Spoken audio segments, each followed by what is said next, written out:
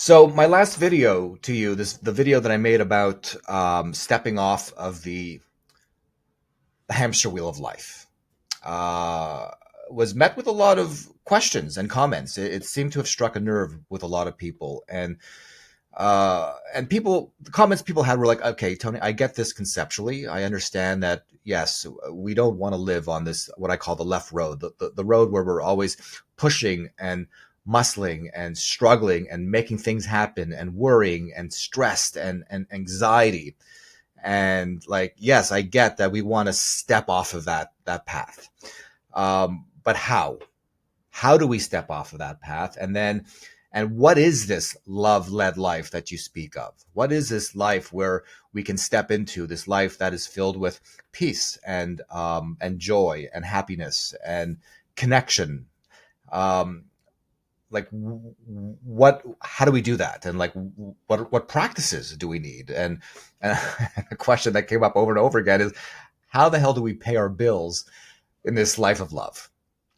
So I want to answer. This is a big subject. So one of my favorite quotes. So I don't butcher it. I'm going to read it by the brilliant Joseph Campbell. He says, "We must let go of the life we have planned, so as to accept the one that is waiting for us." So this is what I'm speaking of when I speak of like this hamster wheel, stepping off the hamster wheel into this love-led life.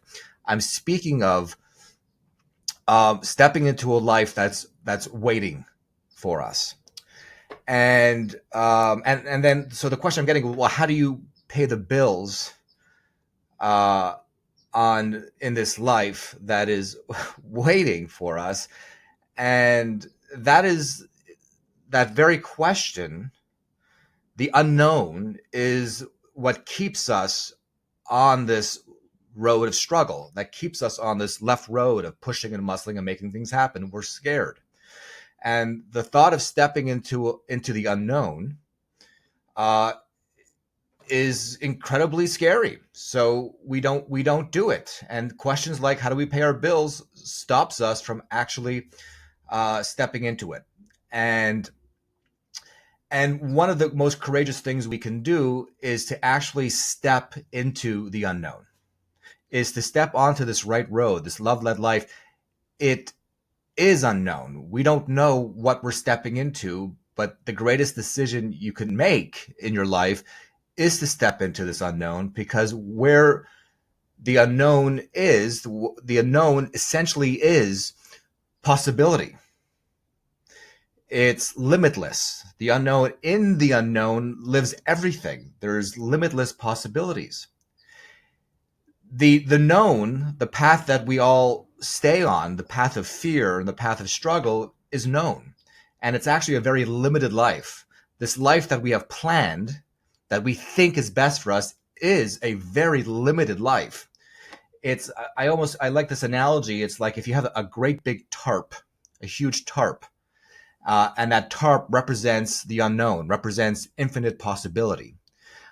We choose a little pinhole in that tarp, and we decide to create a life that is that pinhole, which is very limited, and it's based on what we know, and it's based on our past, and it's based on what's familiar.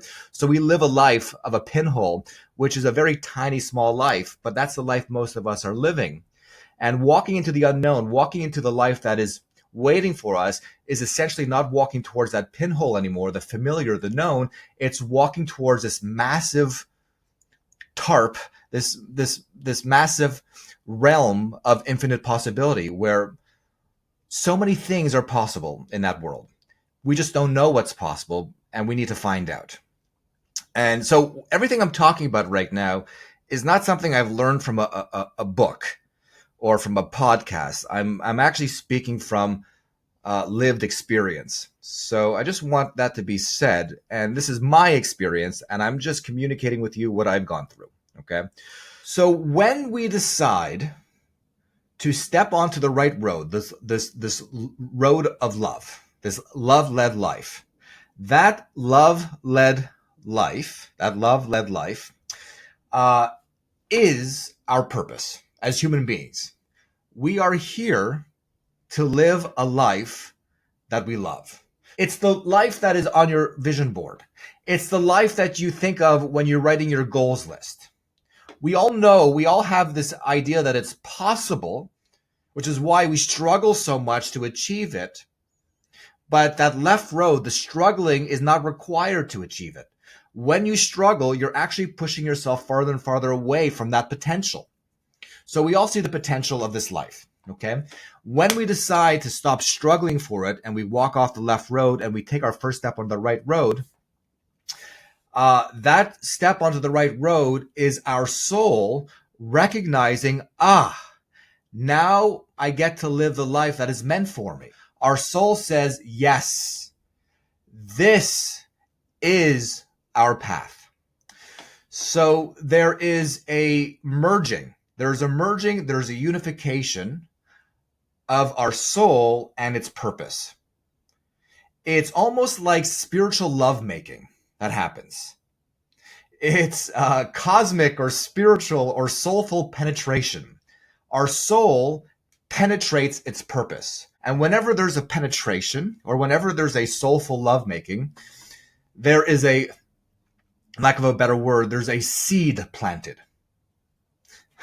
There's a spiritual semen that is extracted, not extracted, that is put forth.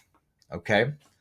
And that semen, that seed, is our provision, is the how, is the way of how we pay our bills.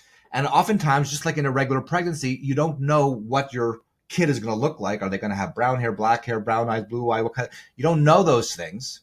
Just like we don't know how we're going to pay our bills, but it's already in motion. We're already pregnant with the idea. We're already pregnant with the provision. It's in us already, but it's in the invisible. And we have to go through a pregnancy process, just like in nature, just like in real life.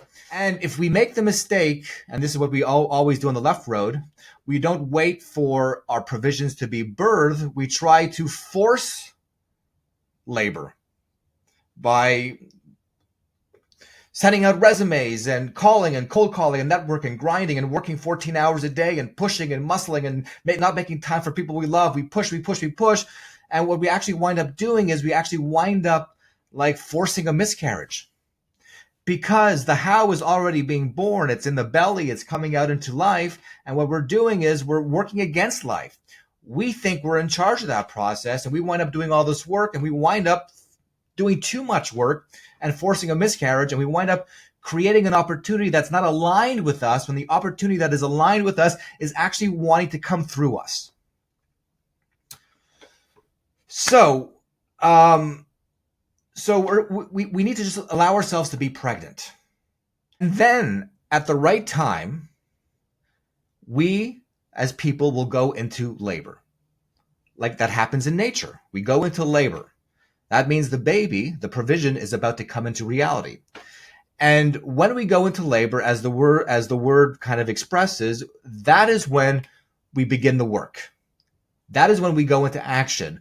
When we go into labor. When do we go into labor? It's not up to us to decide when we go into labor. It's the intelligence of the pregnancy. It's the intelligence of nature. It's the intelligence of the universe. It's the intelligence that's bigger than us that determines how long the pregnancy is going to be and when we go into labor. So we don't force labor. We wait to know when life tells us it's labor time. And it will be a very clear, this is labor time. We will know, just like you do in pregnancy. You will know. And the difference is the instructions come with labor. It's a co-creation, just like in a regular pregnancy. The woman, there's exercises, there's breath work, there's a pushing that is needed at the appropriate times, right? So the woman co-creates the baby, works with the intelligence to move the baby out into the world. And just like that, when it's labor time for us, when our provision, the how we're going to make money, is ready to be labored out into the world, there's an ease to it. Most of the work is being done by intelligence. And there are certain things, certain tasks, and certain steps, and certain actions we need to take that are going to be ease. There's going to be an ease to it. We're going to know exactly what to do. We're not going to force it. We're not going to work 14 hours a day. we're just going to do what we're being told. Most of the heavy lifting is done by nature. We're helping it. That's a big difference right there. And then the provision will then appear into our life in reality. We'll know exactly what to do, and the result will be the money that is needed to pay the bill. That's how walking the right road works. The right road is an allowing, it's a waiting, it's a spiritual lovemaking. There's a seed planted, there's a gestation process, there's a waiting, there's a birthing process, then there's a labor process. We come into the labor process, and then we help nature, the intelligence of the birthing process. We help it bring the idea, what we need to do into the world, the provision into the world, and then there's an ease to the paying of that bill.